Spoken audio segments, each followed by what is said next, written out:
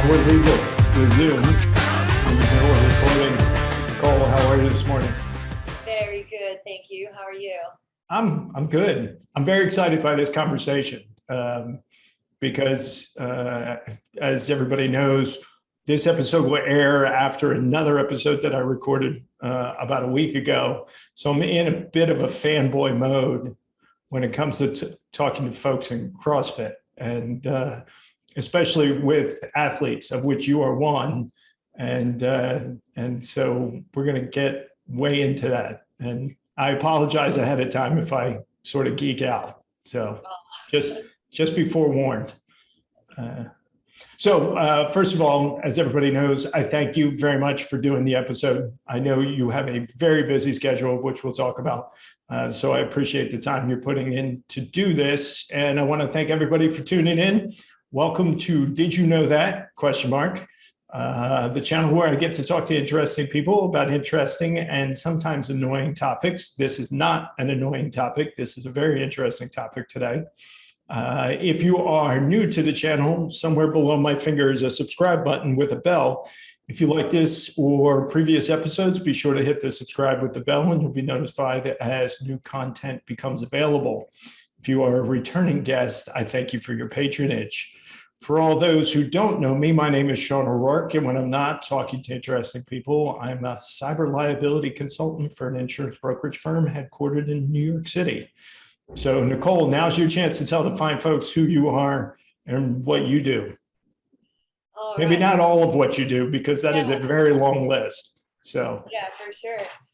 So thank you so much for having me and featuring me. I feel very honored and humbled for that. I am Nicole Soto.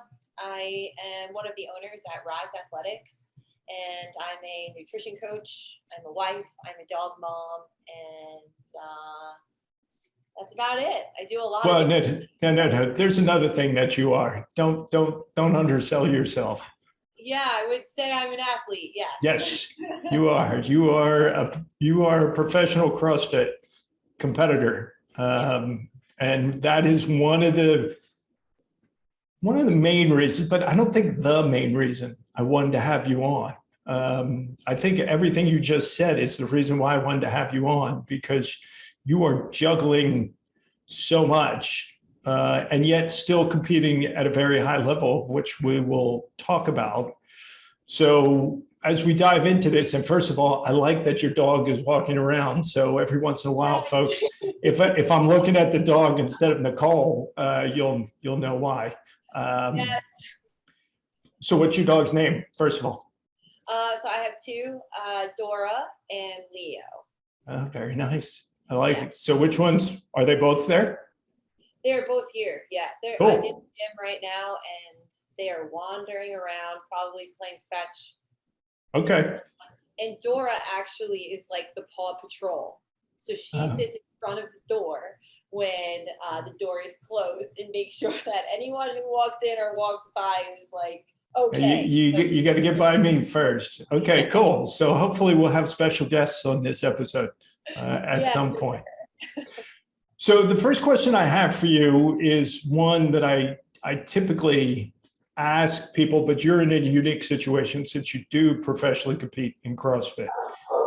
Did you find the sport first, or did you find the philosophy of CrossFit and the programming of CrossFit first? That's an awesome question, actually.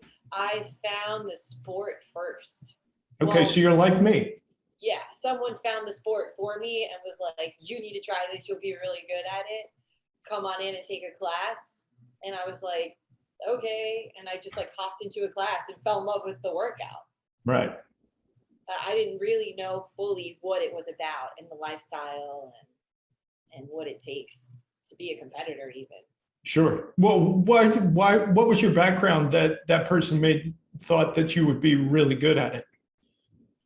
So I was a dancer my whole life growing up. I danced for 13 years. And then when dance was over, I sort of like found myself into like a regular Globo gym. And I was doing just like cardio, like superset stuff, run on a treadmill and then, do some deadlifts kind of thing. Sure. run on a treadmill, do some bicep curls, like super set, just to be toned and fit. I had no muscle mass on me at the time. I was probably like 115 pounds soaking wet. I was a vegetarian. And fast forward a few years, I moved to Queens and I found like a local gym, and I would have to like run there in the morning because I didn't want to spend money on the subway. So I would like run to the gym in the morning, and I would do about 30 minutes of high intense interval training and all body weight stuff. Again, like nothing crazy.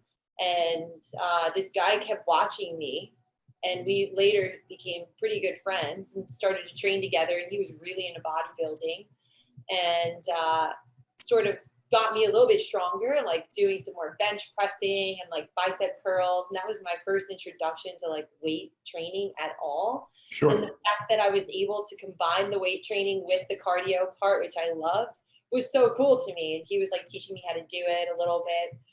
Again, nothing about CrossFit, still never even heard the name. And then we walked by Dynamics, CrossFit Dynamics in Astoria, and he was like, you got to try this workout. You will crush these people in there. And I'm like, what is it? You know, like whatever. Sure. I was always a competitor at heart. So I was like, I'll try a class. So I went in, took like their first class of the day. I think it was like 5:30 in the morning. And I beat everybody in the class, like without knowing what I was doing. And then the owner had approached me and was like, hey, like you'd be really good at this. You ever think about like doing it seriously? Sure. I was like, I don't even know what this is. Like, well, sure. And at the time, Wadapalooza was like playing on the screen in the Oh, okay. like We'll explain what Wadapalooza is in just a bit. Yeah. And I watched, I was like, oh, I want to go there. It was like a dance festival, but like for fitness. Right. I was like, oh, I want to go there one day. And then that's really how it started. And then I've been on like a private program since then. So what year was that? That was 2015. Okay. So you've been doing CrossFit seriously for, 5+, 6+ years now. Yeah. If you add it up, it's really only been like 3 years, because so 2015 I started. 2016 was my first competition. I made it to Wadapalooza. Nice. And was like, ooh, this was cool. Like I could actually like be really good if I focused on it. And then I signed on with CrossFit Invictus to take it seriously, to potentially put myself in a good position during the Open in 2017. And then I linked up at CrossFit Queens, because that was like an actual CrossFit gym. So I came out of like what I was doing, the bodybuilding stuff, went there, and they asked me to jump in one day because they had lost one of their girls for their team. They were like, hey, you want to jump in on a workout? We need like an alternate right now. I was like, okay. And I did it, and they were like, you ever think about going team? And I was like, well, I'm in the Open right now training for it. Like I wanted to be an individual, but like I'm open to it. Sounds great.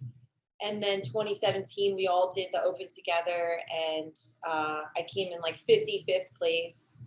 And I was like, whoa, it was like so close to make it as an individual. So not good enough to make it as an indie that year, but the team made it. And then that was the year that we made it to regionals, and then won 4th place. We made it to the games in 2017. Right. So if you think about an athlete, like that was really fast track. Yeah. That never happens. It literally never happens. And sometimes I don't even like saying that story, because it's not really the true like journey. It takes so many years and so many hours of actual training and stuff like that. But then there are people that just come together and they move really well together, and the team is awesome for that. So you don't have to be the strongest on the team, right, or the best at any one thing. You just have to be good enough.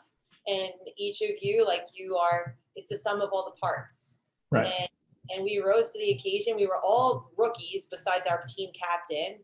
And that was it. So after that, and we made it to the games, I took like the whole year off, basically, because then I was going to get married, and we were looking for a house. So I did nothing. I went to Equinox. I took spin classes. I was enjoying myself, sort of like fixing my body up to feel better.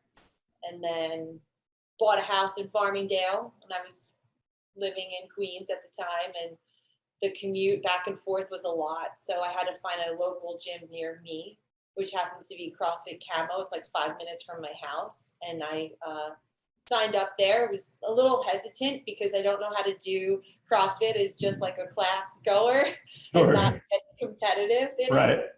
So I was like, oh, I'll be fine. I have a lot of self-control. I can do this. And it wasn't enough. I was like, oh, I'm not done. There was no way that I peaked because I wasn't doing this long enough. So I started training again, and then pandemic happened. So 2019 was out, 2020 was really out. Well, 2019 wasn't really out, but 2020 was. 2019 was my first year back doing CrossFit. Yeah. So then 2020 happened, and I met Christine Best, who is my best friend in the whole world now. And she was getting ready for the CrossFit Games.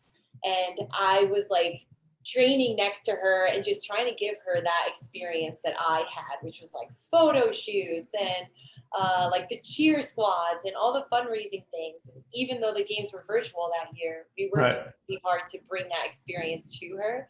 And so it reignited that fire in me to want to compete. And with the help of her and her coach, they really encouraged me, who's now my coach. And I put myself out there 2021, and here we are. And you became one of, well, you made this. So just to break it down for everybody, in 2021, the way the CrossFit Games season was structured, there's the Worldwide Open that took part, which is a 3-week, basically 4 workout test that was open to everybody. I took part, you took part. I mean, there were hundreds of thousands of people globally who took part. And then CrossFit took the top 10% from 10 different regions, and they advanced to the quarterfinals. And then the top 200 total or 300 total men and women advanced to the semifinals. And then from there, the top 40 men and women, and this is just on the individuals, advanced to the CrossFit Games. And you advanced to the semifinals. You competed at the Mid-Atlantic CrossFit Challenge, which was the very first in-person CrossFit event in more than a year. Yes. Yeah. And you happened to be there with a pretty stacked field of competitors. And for your first competition back, I thought you did extraordinarily well for it. I'm not sure how you felt, but my wife and I were watching, we were taking pictures, we're cheering you on through the whole thing.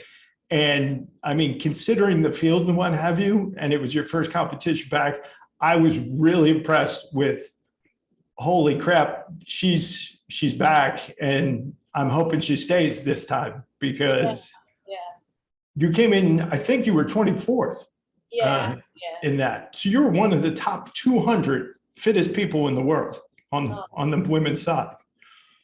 Yeah, wow, it's crazy. I didn't think about it that way. See, I'm starting to fanboy out, so get ready. It's just starting. I did not think about it that way. I was like, dang, like you think you're fit until you're against fit, and you're like, right. And we'll talk about that. We'll try to put the sport of CrossFit in context versus what you do as a coach for everyday people like me. Yeah, for sure. It's definitely different. Very different. So what was it like being back on a competition floor? So for me, it was a bit nerve-wracking. I was very excited. I was blessed to have the opportunity. I didn't think I'd ever be able to make it as an individual to that level, because the last time I had tried, I came in like 55th, and I was like, wow, and I tried really hard that year. This time around, I have to say I wasn't so intentional about my training. I was second compared to everything else that was going on in my life. And everything I do, I definitely give it my best effort.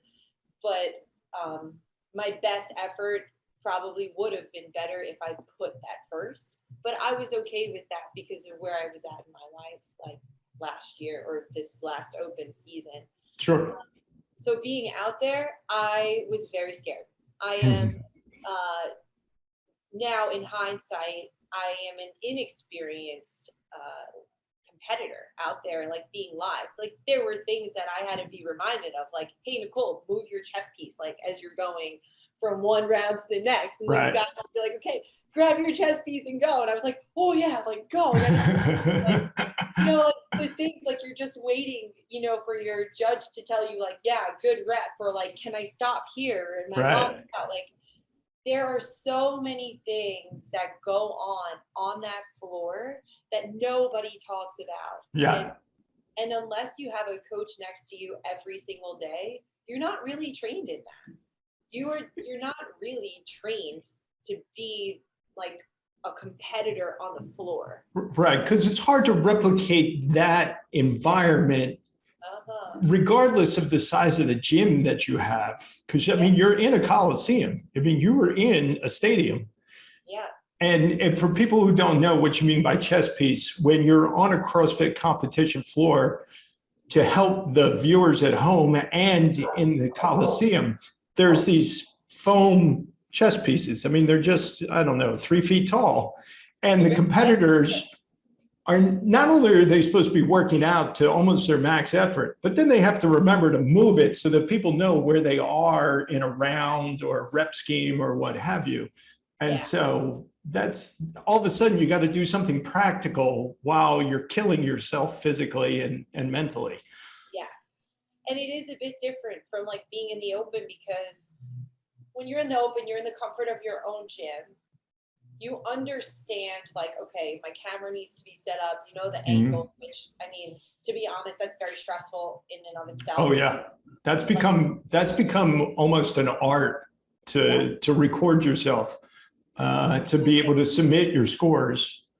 Yes. And when you're, you know, in contention for those spots, you really have to make sure that everything is on point, because, you know, anyone can get disqualified. It doesn't matter. Right. Or like, you know, or a penalty that'll knock you out, what have you. Exactly. So it becomes very stressful, where like I didn't feel like that until quarterfinals, when I was like, I actually have the opportunity. I need to like really dial in now. Like this is not good. And then while I was having fun in the process, which was my overall goal, like being with my friend and doing this for fun, when it got serious and I was really like that close, I was like, okay, no more fun.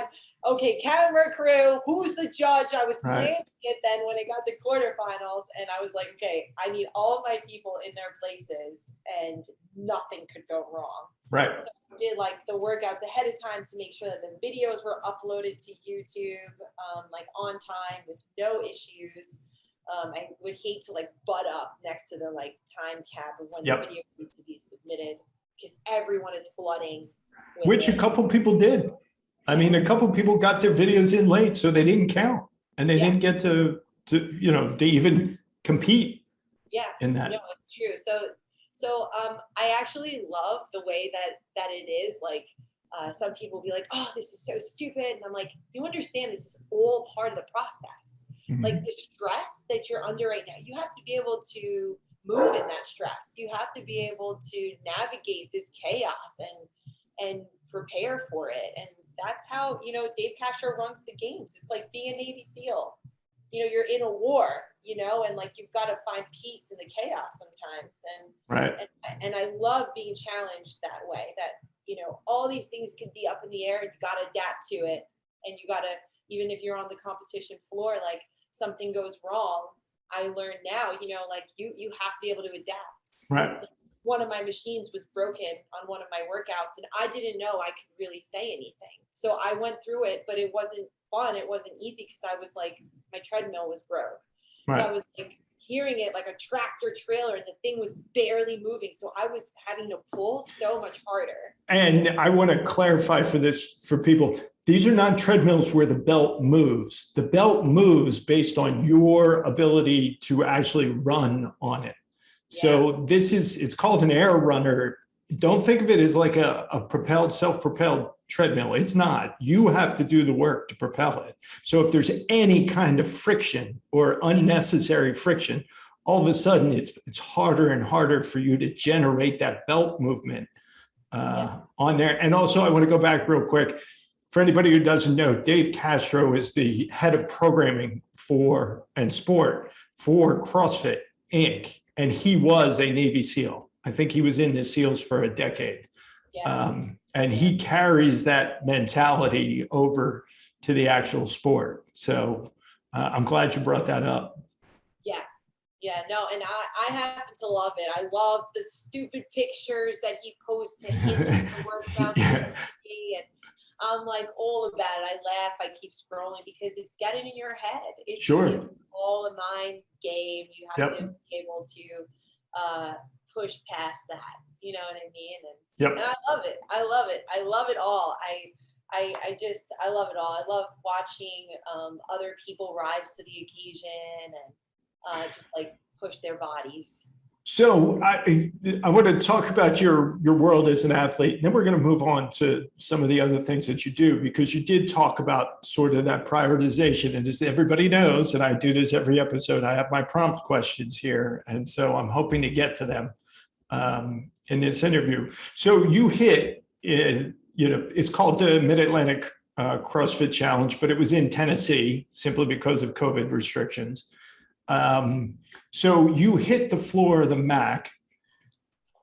Are you looking at the leaderboard at your competition and thinking, oh my God, the 4-time fittest woman on the planet is here, I have no shot? Or are you going in thinking, you know what, I've always got a shot if I do my best, so let's go?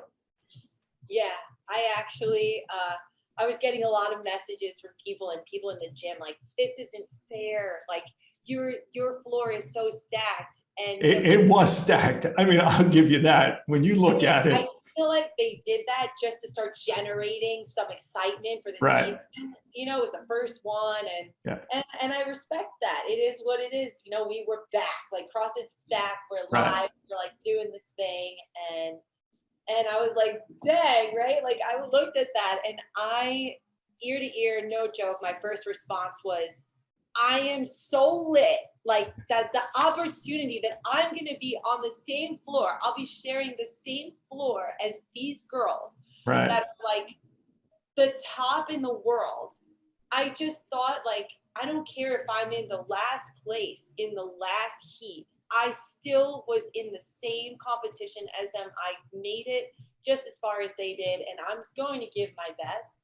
Do I think I'm going to beat Tia Claire Toomey? No, I'm a realist, but I am inspired by it, and I would be lying if I didn't say it gave me a little extra fire, you know, and it made me feel like an athlete, which I struggled with on my way to the floor. I didn't see myself as an athlete. And sometimes I still don't. I struggle with that, but I'm working on it. And so being out there with them, it was like, no, I belong here. I put the work in, and I really saw it as a really awesome opportunity. Like, who can say that? Who can act? How many girls are out there saying, like, I shared a floor with, you know, some of the best in the world. Yep. And I didn't care about anything else, but I just thought that was a dope experience. And I mean, I got to admit, given the workouts and that you all had to go through, which were just, I imagined them and the amount of physical and mental stress that you had to go through for each and every round. For the most part, you had a smile on your face the entire time. Maybe not during the workouts, but definitely after the workouts.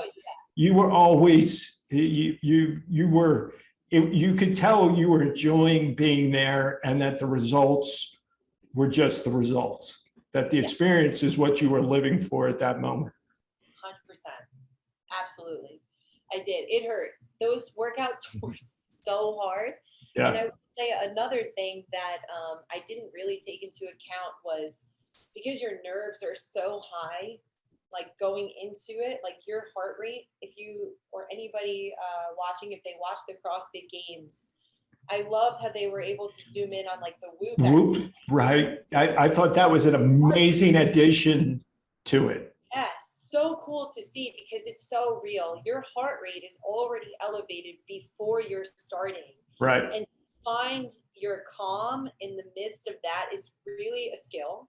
And when you go to actually do the workout, because what I did in practice, because I did all the workouts Sure. before and when, and how I felt in my gym with my friends and my husband cheering me on versus being out there was way different. And I was like, why is my body not cooperating? Right. And then there was my coach. He was like, it's different because you're already elevated and then you're trying to go one step above, you know, and your body just gets more fatigued a little bit faster. You're not thinking as clearly. So I feel like with experience, that does get better. But well, I mean, to your point, as an athlete, the worst thing to happen to you is to actually have extra juice before the workout. People think that, oh, you're trying to get all psyched up and what have you.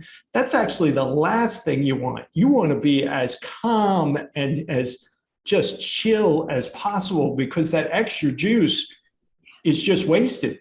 You can't get it back. Once it's gone, it's gone. Yes, that's actually true. So when we were driving to the competition, one thing my coach was saying was, you don't want, when it was right before the 1 rep max snatch, he was saying, you know, the music that we put on in the car, it shouldn't have been like your hype music. It was like the music that gets you focused, keeps you calm, because, you know, with a snatch, it's so technical. Any wrong movement, any wrong hand placement, you know, jump your feet out a little bit too wrong and you'll miss your lift. So there's so much involved in that one lift and you have to be hyper focused and so calm and collected that you can control every aspect of that lift before you go. So like even the music on the way there for that event was not the music I was playing before I was going out for like the burpee over the bar, 10 rounds, clean and jerks, like just go. I was like, all right, let's get the system jazzed up. Let's get ourselves out there, you know, heart rate up so that we got a dose before we got out there. Well, the snatch is the most technical of all the Olympic lifts because there's so many moving parts. And then you have an incident like what happened to Brooke Wells to where her arm was just in the wrong place at the wrong moment at that weight overhead. And it tore the ligaments in her elbow, and which was just heartbreaking to see. But it's always what I think about is that on that lift, it's the most dangerous of the lifts in terms of getting an injury. And you have to go through it multiple times. I forget how many lifts you did, how many rounds. I think it was 3. You had 3 attempts. You had a 20-second window. So technically, like if you had the time, you could do one more. You could probably do 2 lifts. If you're really efficient, maybe 3 within those 20 seconds. If you had a quick minute. But that's a lot. I mean, that's really... for a lift like that, I mean, it's not a clean or a deadlift. I mean, you really have to be mentally set to do that. So, But I mean, from a spectator standpoint, it was amazing. I mean, the numbers that were being put up, both on the men's and women's side. I mean, Christine Kohlenbrander won it at 2:05. Yeah, no, I think she even hit 2:15. You might be right at 2:15. I mean, I was blown away because I'm nowhere close. On the snatch. Those are some big numbers. They were. And it just shows you the evolution. So going back to the start of our conversation, I found the sport first through ESPN, watching the games on ESPN, became a huge fan of the games, but really never sought out a gym, a CrossFit gym until we moved to Queens. And then I met you at Dutch Kills. And I mean, I've been addicted to it ever since. And we're going to talk about sort of the mindset that goes into people that love CrossFit in a second. But I want to go back to something you said, because it is one of my prompt questions. So kudos for me. I'm about to get to it. Do you consider yourself a pro athlete who is a coach / gym owner? Or do you really look at yourself as a coach, gym owner who happens to compete professionally? Yes, the latter. Okay. But you're trying to change it to the former, because you did kind of say that. So I like to be where I am always. So what I mean by saying that is like live in the moment, be present in anything that you're doing. And if it's like my morning and I'm doing 1 hour of programming for the gym, I am hyper focused on that, and there's nothing else that comes in my way, that I am 100% there. When I'm doing my work, or I'm with clients, or I'm programming for clients, I am so immersed in it that I almost forget where I am. Like, I'm thinking about the athlete, I'm thinking about their weaknesses, who they are, what their days are like, and I'm putting myself in their seat and giving them the best program that I possibly can so that they're successful, and having fun at the same time. And of course, like, attacking their goals. What I wasn't doing was doing that for myself. So like last season when I was training, I am the gym owner. So, I'd work out during open gym time. And if there's people in here, they will come up to me and say, hey, Nicole, got a question about X, community event or class schedule, or, hey, I'm trying to lose some weight. Like, should I change this? The questions are like across the board. They could come to me about anything. And Sure. one thing that I said was, when I first signed on for this, was that there was going to be community first and me second. So like, my athlete sort of career wasn't at the front of my mind when I started this. I didn't think I was going to compete again. I love fitness. I love the journey. I love the process. Competing is sort of like cherry on top for me. And I wanted other people to feel that experience, because I thought it was the most amazing time of my life. And I wanted to bring that out in everyone, whether you're doing a competition in the box or you're actually going, to the back. I want you to feel like what you're doing here today is the big time, and you are big time, and that's all that matters. And so like, when I was doing the open, I messed up so many times, like the dumbbell burpee workout, which I've done before. I know, but that was so brutal. Oh my gosh, that workout just never gets easier. No. I don't know what it is, but I grabbed like the wrong dumbbell. I had the box wrong. The camera wasn't set up right. And I was like, regroup. But I had just come out of like the office with like meeting with someone, and I was not fully present. Like, I was still thinking about other things. So my energy was dispersed in a few different buckets versus just like what I needed to do, my task in front of me. So I got through it, just because like, that's who I am. I'm going to give everything I've got, but my everything that I had was probably 60%, because 10% was in other 4 buckets. So right now I'm trying to focus on, like, when I am training back there, I try to choose a time where the gym is actually closed. So our open gym starts at 11. I will try, if I don't have personal clients, to train between 9 and 11, or maybe even get it in at 6 a.m. in between the 5:15 class and the 7 a.m. class. I'll do a piece then, so that I can be the athlete in that moment and focus entirely on me, and not worry about other people walking in and me having to be there for them. Because you think about it, because you're a member in a gym and you're also a coach, it's like, when it's your time as a member, you want the member experience. You're coming in there, you're coming into the gym to be, relieve your stress from your day. You're coming in here for whatever your reasons are, whatever your why is, why you come in here. My job as the gym owner is to provide that space for you wholly, inside out, programming. When you walk through the door, I'm welcoming you. I make sure this is your safe space. If you come in and you're like, hey, I want to take a shower for 20 minutes, need to get out of my house, the kids are driving me nuts, I've got toiletries in there, there's a nice candle, sit down, you could warm up the room for yourself, just do you. And so it's my job to set that tone. But if I'm so worried about myself and what I'm doing in my competition, then I'm going to be a brat. you know, and I don't want to be a brat. I'm going to be like, hey, this is my hour. I give you your hour, you know. Yep. It's not as simple as that. And I have great members here, great community who supports me more than anything I can ever ask for. But I'm more of like a giver than a taker. So I'd rather give them their time and their space when they're in here, and I'll do me on another time. And I have the opportunity to do that. Whereas like guys that work 9-to-5 jobs or whatever, they can only come in at certain times, and they still deserve that 100% attention from me as the gym owner, programmer, coach. So let's talk about that for a little bit, because it's one of the questions that I have for you. So let's assume you're going to compete next year. I presume, based on your training and some of the conversations we have, that you will give it another shot next year on the individual side.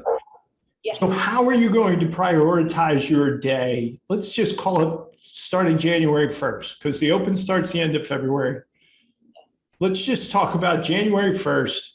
How are you going to look to prioritize your day to where you feel comfortable that the balance is there between the give and take that you mentioned, but knowing also, hey, if I want to do this, I have to be somewhat selfish, because this is not a sport where you can train for a half an hour a day and then call it good. I mean, because it doesn't work that way. Yeah. So come January. So right now I have a little more flexibility, and the training is intense as far as volume goes, but the intensity that I have to put into it is not super high. There's like good, flow. So when January comes, it will be a lot different. My sleep needs to be a lot more dialed in. Hold on, I'm just gonna make sure. Sorry. That's quite okay. Go for it. Look at this intermission, folks. This is why I like recording it live. Sorry. That's quite okay. Which one? Who's barking? That's Dora. Dora. She's a troll, so she must have saw something she didn't like. Maybe she saw a squirrel who shouldn't have been there.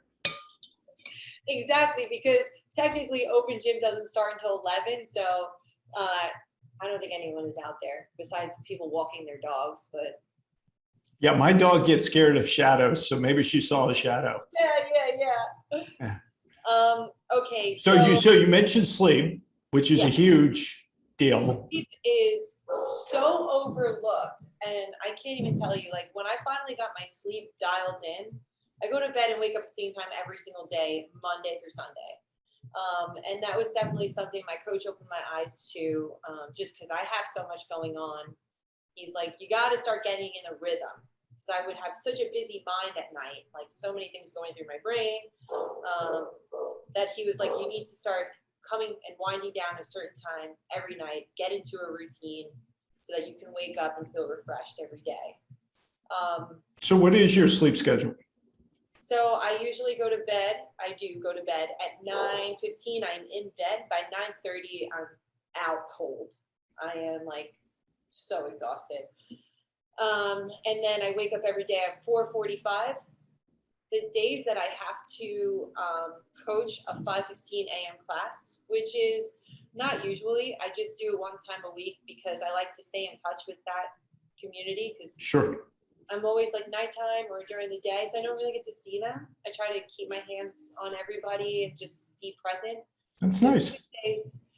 Tuesdays I go to bed a little bit earlier because I wake up a little bit earlier. So like 9 p.m. bed, and then by like 4:15 I'm up and moving, getting ready to come into the gym and open it up. So nothing will change as far as that goes. I do love the way I feel when I'm going to bed at that hour. It works for me and my husband.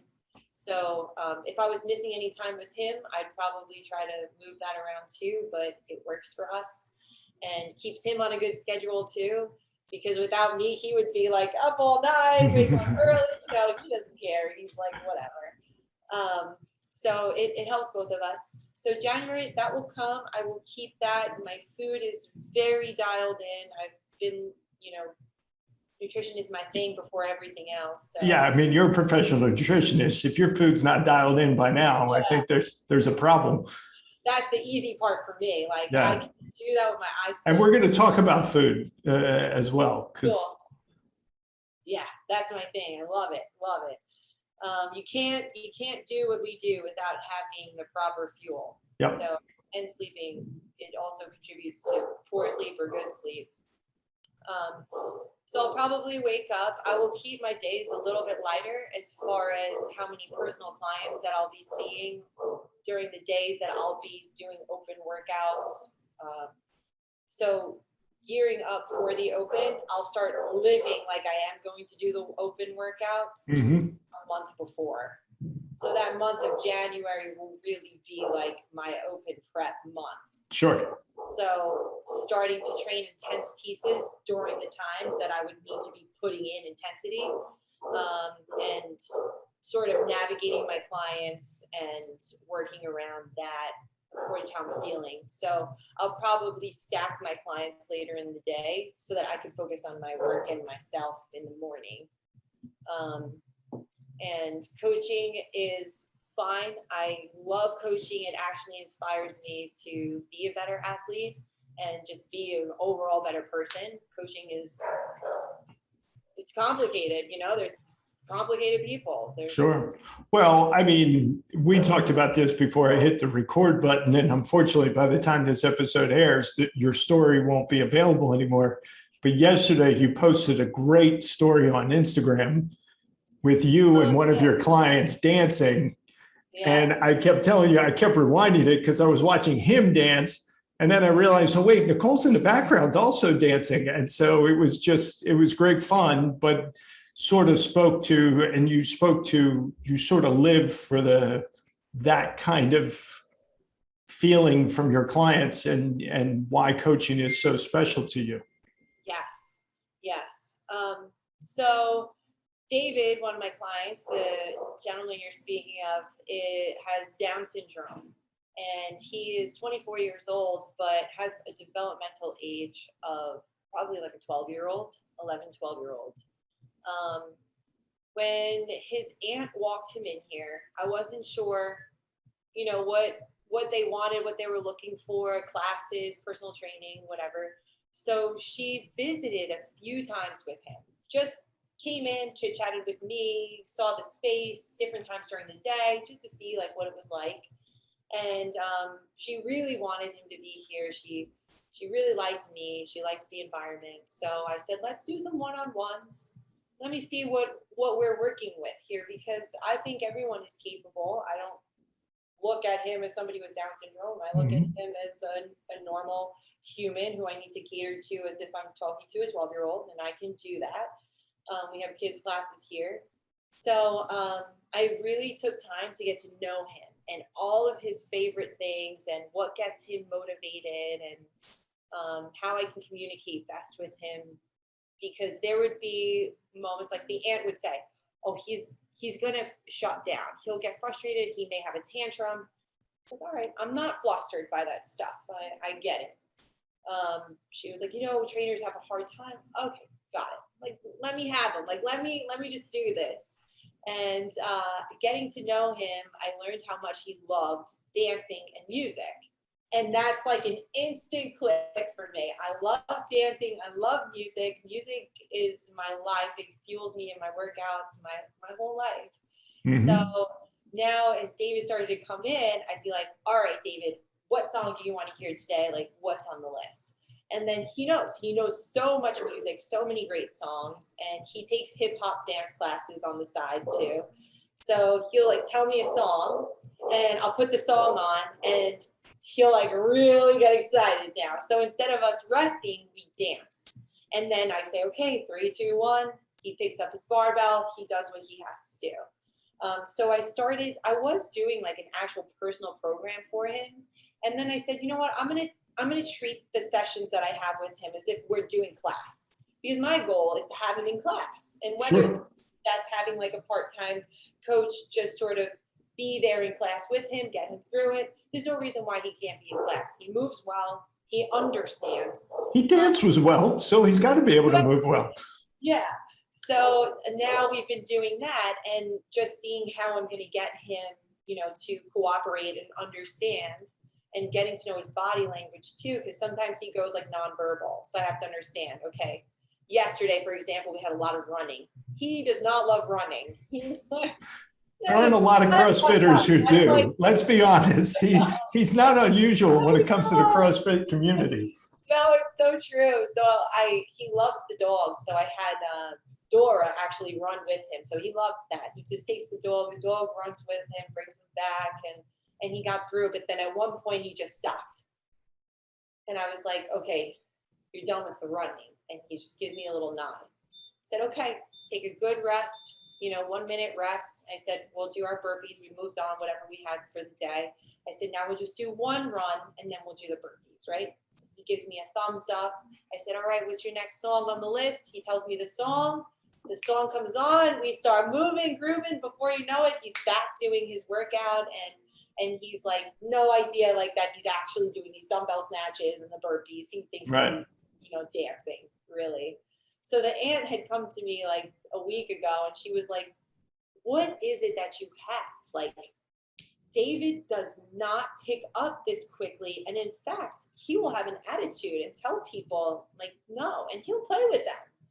And I was like, to be honest, I don't know. Like I treat him like I would treat anyone else, really. And a big thing in CrossFit, being a coach too, is being able to communicate to somebody in a way that they'll understand how to do the movement. Yes. Some people are visual learners. Some people are more like, okay, give me a cue, say it out loud, and it snaps. For David, it was like putting it in a context that he would understand and still have fun doing. So he didn't realize he was actually exercising because he's a bit overweight for his height and body type. So we really need to get him to lose some weight. So I don't let him really understand what he's doing. We have like a little Fitbit. So we started when we start our workout, and then I've been trying to school him a little bit on nutrition. So I have him keep a food log. And he comes in before we start our session. I say, okay, what'd you eat for the week? Let's see what you got. And then we go through it, and we've been like cleaning it up a little bit. And I give him, samples of drinks that I think he should swap out his sodas for so that he still likes it. And to me, it was all about like getting him to understand what I'm trying to say, getting him to have a good time, and of course, seeing results at the end. And seeing someone like that progress like so quickly, have a great time, want to keep coming back. Like at the end, he hugs me so big. Yeah. He hugs me so big. And I know he can't like verbalize. I'm like legit gonna cry because like he can't really verbalize that feeling that he feels, but I know what he feels. And then I feel that. And I'm like, we're doing it, bro. Like, you're going to be all right, Well, first of all, if you could teach me how to get through a burpee workout and not realize that I'm working out, you'd win Coach of the Year every year because even worse than snatches, I hate burpees. So burpees over the bar, forget it. It doesn't matter. I don't care what version of the burpee it is. I hate burpees. It is my least favorite movement of all movements. So if you can do that, we'll have something to talk about. But it does segue into a question that I did want to ask you, is that a lot of people, especially people who don't do CrossFit, who don't go to CrossFit gyms on a regular basis or talk to people who are long-term practitioners of the exercise philosophy, they call it a cult. And it's not a cult, but when you do talk to people who like CrossFit and who really get into it and believe in the methodologies about it, you can understand why outsiders would see it as a cult. Because I love the sport, but I didn't seek out the workouts. I did some of them, but not a lot of them. And some of them intimidated me until I actually got into a gym and realized that I wasted, let's say, 6 years when I could have been, the moment I saw the sport, I should have picked it up. Because what it's done for me in just the last 3 years of doing it has been unbelievable. Yeah. So what do you think it is? Is it the people that are attracted to it, or is it the methodology that helps bring this out in people? Because I can't really figure out where it starts. Is it the person? The person is built that way to love CrossFit, or do they grow to love CrossFit and sort of change their mantras? And I ask a lot of people, so I'm asking you, where's it start? Does it start with the methodology, or is it the person who's drawn to the methodology? So, man, I love this question. I meet every single person that walks through this door. I make it a point before anybody even takes classes to have a one-on-one talk with them. I get to know them. I get to know their goals, their why, how they found us. I take them through a brief assessment. It's just part of the onboarding here. And I have to say that most people, when they walk in here and they want to try CrossFit, it's not so much CrossFit. It's like, I'm here, I need to get healthy, and I'm looking for a change in my life. They want to do something for themselves. And I feel like CrossFit can literally change lives. And again, it's not CrossFit like workout of the day CrossFit. It's the community, that you get locked into when you get here, and the relationships that you build, and those people who are like-minded, who are also here to just be better versions of themselves, you are now saturated with that, and you're feeling more alive, and you're encouraged to, push yourselves beyond your capabilities inside the gym, which then leads to you doing that outside of the gym. So then you've got people that, become better dads or better moms because they're feeling better. And then they've got a community behind them that hold them accountable to being better. Like we have a Whoop group, and I'm like the freaking mayor of everything. I'm looking at everyone's Whoop. I'm like 44%. Like, what are we doing? They're like, don't join the Whoop group because Nicole's watching everything. By the way, the Whoop is the strap that Nicole has on her right hand. So it monitors your heart rate, your variable heart rate, your resting heart rate. And it does a lot of stuff to sort of track your health. Yes. Yeah. So I would say that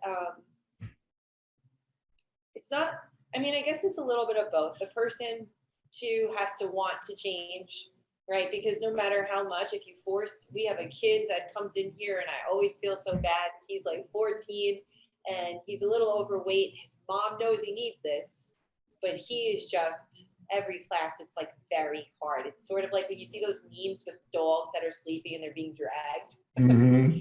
That's like this kid. And I love him. Like, he's just like, he's not into it, but he needs the exercise, So at that point, it's encouraging him to find something that he loves to do. We have a basketball net in the gym. So if he likes to play basketball, like, hey, take out the ball. I don't care if you're in the corner dribbling the ball and shooting hoops for an hour. You're getting exercise. And so eventually it'll turn into some friendships and you'll be in class and you'll be doing the thing. Like, but it's not always the person. I feel like when people come into this gym or any CrossFit gym, for me, it's always been the same. It's like you get plugged into a community of people and they really do encourage you to be the best version of yourself. And the workout is just sort of like an artwork for that. Like, you're the artist and you can showcase people like your why through your training. And I have to admit, when I joined the gym, that's what surprised me the most, was the communal nature of everybody, of every class on there. So I'm a 6 a.m.er. That's my class. That's great. But if I coach in the evening, they're the exact same way. If there's a 6 a.m.er there, they're included in it, even though they're not there on a regular basis. Yeah. And I joke a lot of times that the community is built around suffering. And I won't lie to the people out there. If you really put your heart and soul into it, you will lose a piece of your soul during certain workouts. That is just, I'm not going to lie. You will lose some semblance of sanity during a particular workout. But the great part of it is everybody does. Yeah. And so at the end of it, if you are gassed and you've given everything you've got, you look around the gym, you see everybody has done the exact same, and you think, hey, they came through it, I can get through it.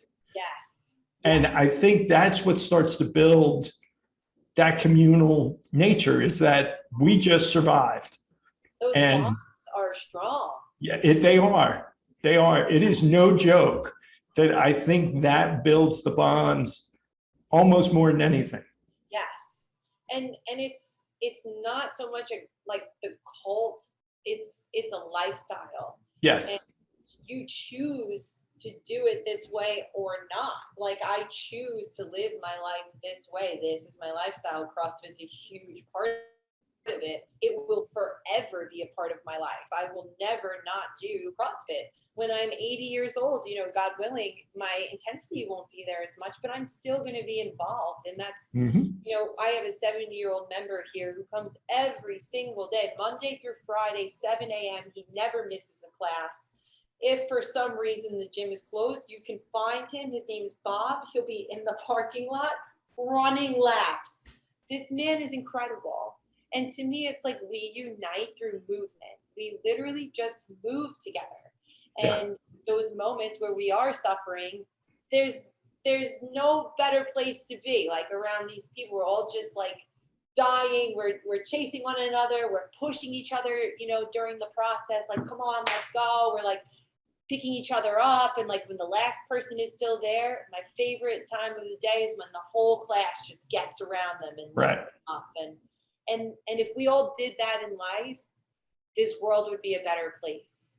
Yeah. And that's my goal, is to like inspire and influence and impact every single person that comes to the store, that it doesn't end here. This is 1 hour. Now, who you are in here and how we're raising you to be here, like this brand, you need to go do that in the world. Yeah, for the rest of the 23 hours. Exactly. And now that's our mission. So any person that's in here knows the mission. You're going to go out there and you're going to inspire people, and you're going to influence the energy in the room. If you walk into a room, you're not going to be, oh, it's so like dead in here and this is weird. No. Okay, rise up. Okay, now is your opportunity to influence the energy in the room, to encourage other people to be excited about what they're doing, get to know others, and, sort of live with them a little bit, like see where they're at, invite them to the gym, and not for a business purpose, just because like maybe they need a lift, maybe they need some friends. You can always find a friend in a CrossFit gym. Always. And you'll make friends instantly, especially if you're the last one to finish, because it's almost universal in every CrossFit gym. You're not allowed to clean up your station until the last person finishes. So if you can't clean up, then let's go cheer them on. Exactly. And help them out. And everybody is your friend when you're the last one to finish, because nobody is there not supporting you or yelling your name to get to, and not because they need to go or what have you, but they want to see you finish it. Yes. They want to see you get done. And the best part is that when you have a time cap, you have to do something in a certain amount of time, and that time cap is approaching, then everything gets amped up, because they go, okay, you got 30 seconds, go, let's go, come on. So it is amazing. And again, I want to be respectful of your time, but I do have a couple more questions for you. I know you have a coach as an athlete. Yeah. That just makes sense, because you want somebody outside of yourself to watch you, because there is a lot. You get better with proper technique. You get stronger with proper technique, and you really can't see yourself and exercise at the same time. So having another set of eyes is crucial for that. But that said, you probably coach yourself in certain aspects. When you coach yourself as an athlete, how is that different than you're coaching somebody who's coming in for a 5:15 a.m. class? Is it a different in intensity? Is it a difference just in terms of the standards that you're going to hold them to? What's your mindset like between the athlete coach and the member coach? Yeah. So the athlete coach, it could be me, or it could be my friend Christine, who is a CrossFit Games athlete herself. And I definitely coached her like throughout the CrossFit Games as far as like the in-person coach, even though Sam Smith was our guy, like always, whatever, but she needed a person in front of her to coach her through certain workouts so that she didn't get too comfortable. Yep. And so when you are coming in the door and you tell me I want to be an athlete, I'm not just doing this to be fit and healthy for my life, it's different. So my coaching for those people, someone like Christine or myself, is like, there is no time to be lazy. There's no time to feel bad for yourself. There is no time to give up. Like for me, when Christine, there was one thing, and she may kill me for saying this or love me at the same time. She struggled, not anymore, but at the time, with kettlebell thrusters. You know, it's just like an awkward freaking movement. It is. And I'm watching her do it, and she literally got defeated. Like she, pout, everything on her face, about to cry. She drops the bells and she's like, I can't do it. And she's like almost gonna cry.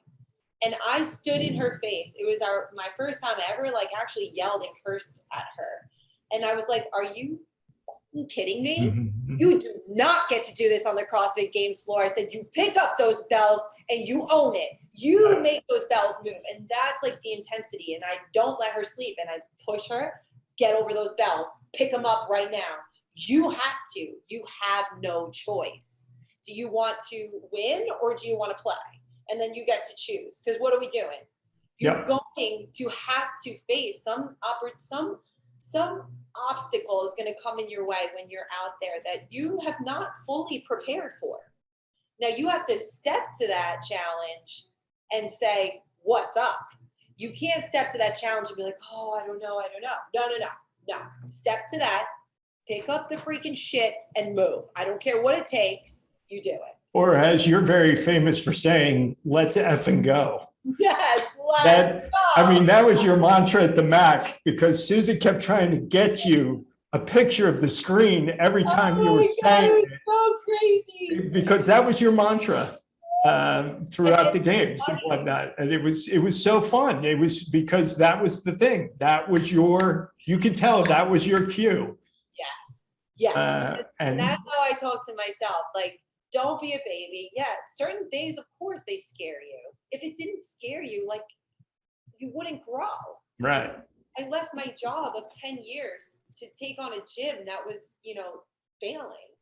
And that's scary, but my heart called me to it, and we're doing okay, thank God. So there are times that things are going to scare you, but you have to be able to adapt to survive. And that's like, after that moment with Christine, now she knows, like, I don't let her sleep. But let's say that was a member. Yeah. So now, how would you treat that member then? In the 5 a.m. class, we just want them to complete the workout. And for them, that's a victory. And if it takes maybe going down a little bit in weight or giving them a different object to get the work done, to make them feel successful at the end, that's all I care about. Because those guys, they want to come in, they want to get a good workout, and it's important, especially at 5:15 in the morning, that you start your day off right. Mm-hmm. And when you leave this gym, you feel like you're ready to take on the world. And that's like the environment that I love to set here. Like, music is already going at 5 a.m. We're getting things moving, grooving. Yep. We are talking. We got coffee. I want to know what you got for your day. Like, let's go. Like, now's the time, because it's like your warm up in a workout. It sets the tone for the rest of the day. And in CrossFit, it's called scaling. What you just described is called scaling. You're going to scale to the level of the member, that particular member, so that they're successful and they're getting the same stimulus. It's just a slight modification. I took class yesterday And now what I was doing in class was a little bit different from, what Bob, the 70-year-old man, was doing in class. But we were still dying. We were still getting a great workout, but that was his level and that was my level. And I make that a point too. You got to hop into class once in a while. There was an article just posted out there, the morning chalk up, like, you're never above class. Class is awesome. Yes, that was a good piece. So good. Like, come on, we need more of that. Less of the people on the side, unless you are going to the games and you're on a specific regimen, then you need certain things that just a class 1 hour can't fully give you. Although you'll get better in class for sure. You'll be a great athlete. But if you need to fill in some holes, then you'll need a little extra time on the side to fill in your specific holes. And sure. That I understand. But class is where it's at. Like, I want to take class every day. Yeah, and I mean, it's funny you bring that up because there is an ego to CrossFit to where you have an RX, which is what's programmed, whether it's a weight, a movement, or what have you, and then there's a scale to adjust for the levels that you just talked about of the person taking it. And so everybody wants that RX. That is the goal. Yeah. Even if I have to kill myself, which you realize, especially at my age now, that yes, I want the RX, but if I can't technically do that, it's smarter for me to scale it so that I can work my way to the RX. And that's what annoys me when people say, oh yeah, I'm scared of CrossFit because I'm going to get hurt. No, you're not. No, you're not. You're going to get hurt at some working out by yourself where nobody's watching you and you're doing things wrong. Right. Then if you're going to be in my class and I see you struggling at a particular weight and I tell you, no, we're not doing that. You're going to die and it's going to suck. And no wonder you're scared. Come back tomorrow. And who right. that? Yeah. Yeah. So that's what I've found the best is that I've actually taught myself how to be smarter about the way I do things. And I think that's been one of the best experiences. Yes, because it makes you a better coach. Yes. And it allows you to approach those athletes who do need to modify movements and weights and things like that in a way that they will understand and respect it versus, like I struggled a little bit with that here. Like people just didn't want to listen to me. Like, oh, what do you know? Like about skill. No, I could do this, especially going up to a man and being like, yeah. We're going to strip the weights a little bit. No, I got it. And I'm like, let's just get it right with the light weights. Right. I have taken barbells out of people's hands and giving them a PVC pipe. And I'm like, you don't get to use this until you can master this. And I don't care if you walk out. But I can't even do an overhead squat with a bar. Yeah.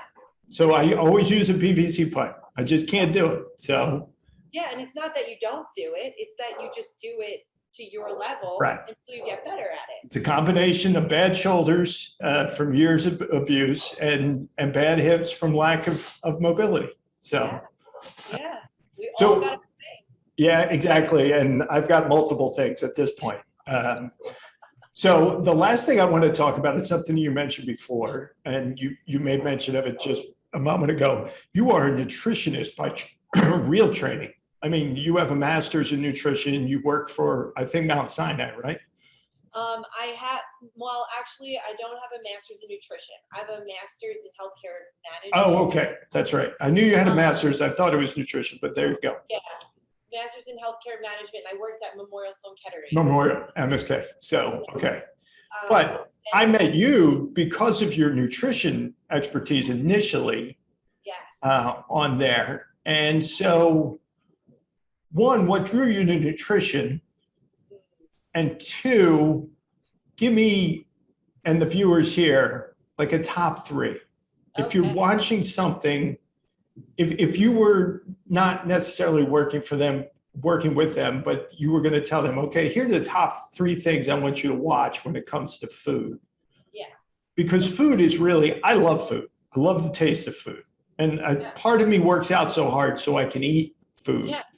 And you would not be happy with my food log a lot of times. I'll just openly admit it to you. But I do try to be healthier. Yeah.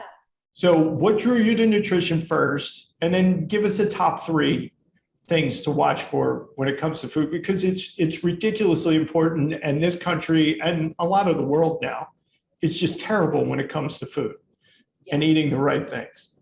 It is. It's crazy to see even still to this day, but I have a very long story of what introduced me to food, so I'm going to keep it really short and sweet. I had a really bad eating disorder growing up. So anywhere from like 16 to 18, I had a really bad eating disorder. I did not eat. I would count the calories, run on the treadmill, burn them off, and call it a day. And then I lost my brother when I was 18, and he was my best friend in the whole world. And being there, I lost him to drugs. And so being there at the funeral and standing over him was very awakening for me, where I felt like I was taking my life for granted. And I could have went one of 2 ways, and I chose to live my life for the both of us.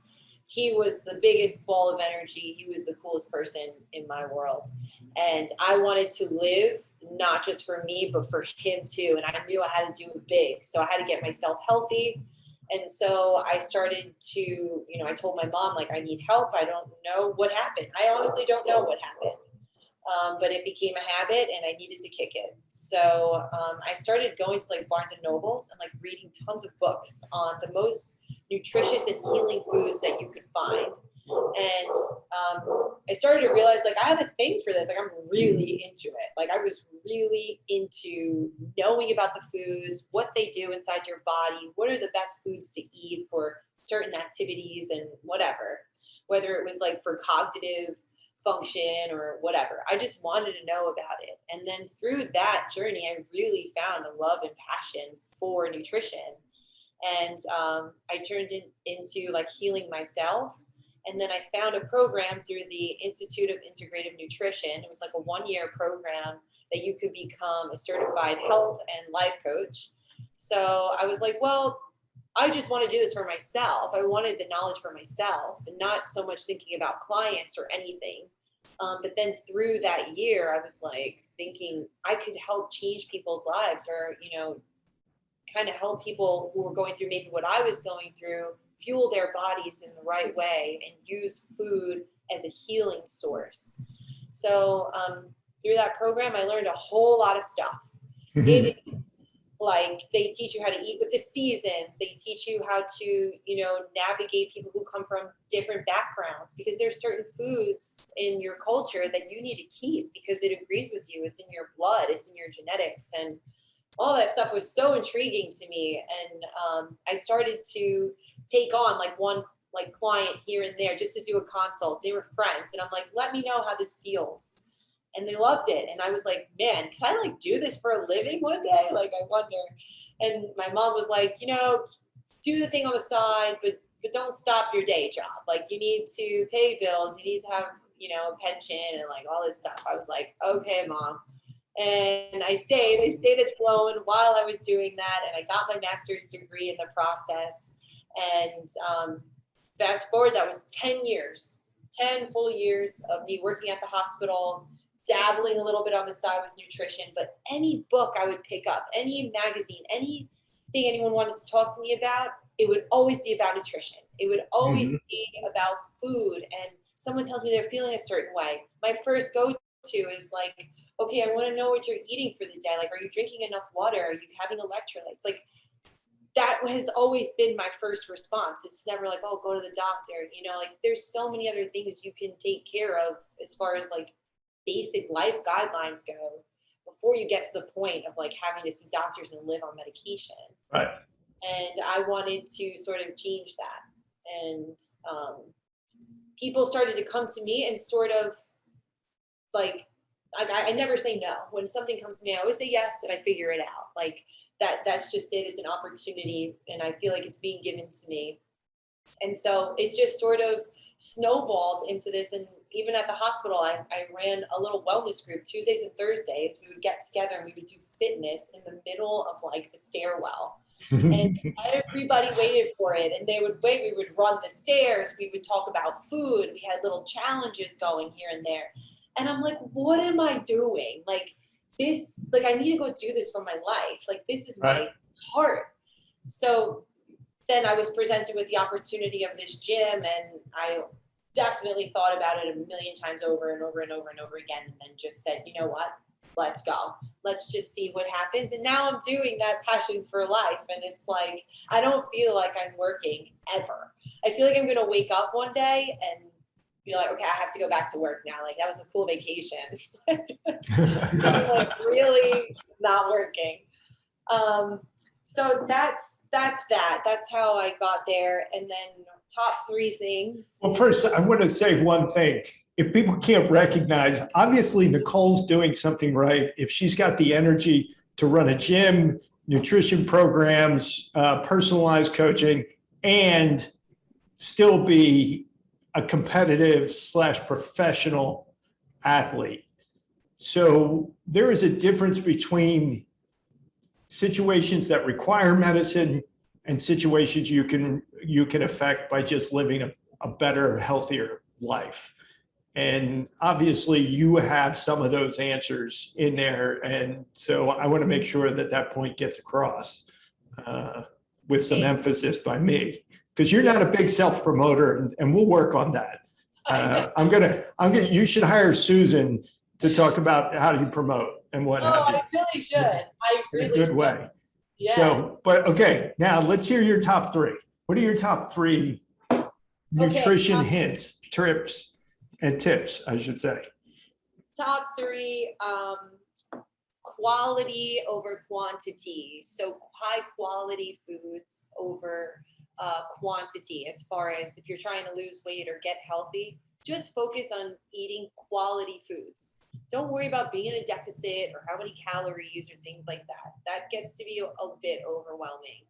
So step 1, choose high quality foods. Don't worry about the calories. Your body knows when it's full. When you eat high quality foods, you don't have to eat as much because they're so packed with nutrients. Mm-hmm. That your body gets full and is very receptive to it. So high quality foods, I like having a balance is really important too. And this is just for overall being fit and living a healthy life. If 80% of your day you're eating really well and you're doing good, then that leaves 20% room at night if you want to have a snack. Maybe you want to have a glass of wine with your partner, whatever it is that makes you feel like a little bit of a reward for what you did.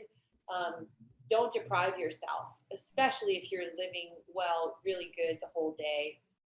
There's no reason why you can't enjoy a snack from time to time.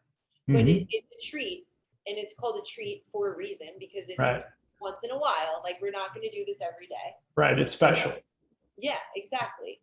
So yeah, quality foods, and then you've got balance. So 80-20 rule. I love that. And then the third one.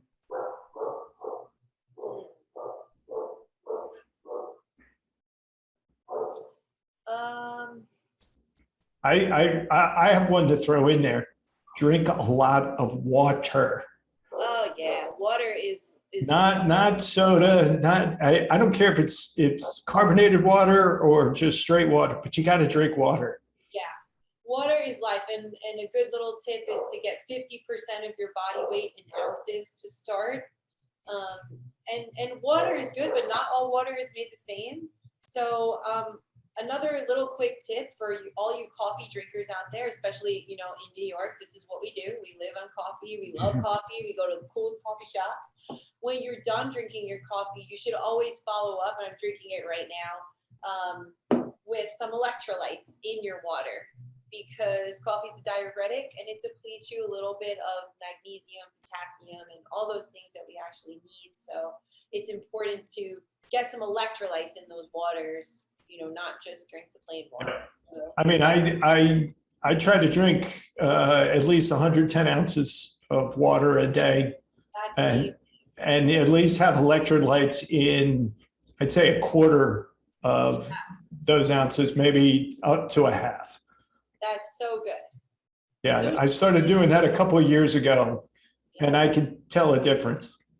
100% as far as how actually hydrated you are. Right. Yeah.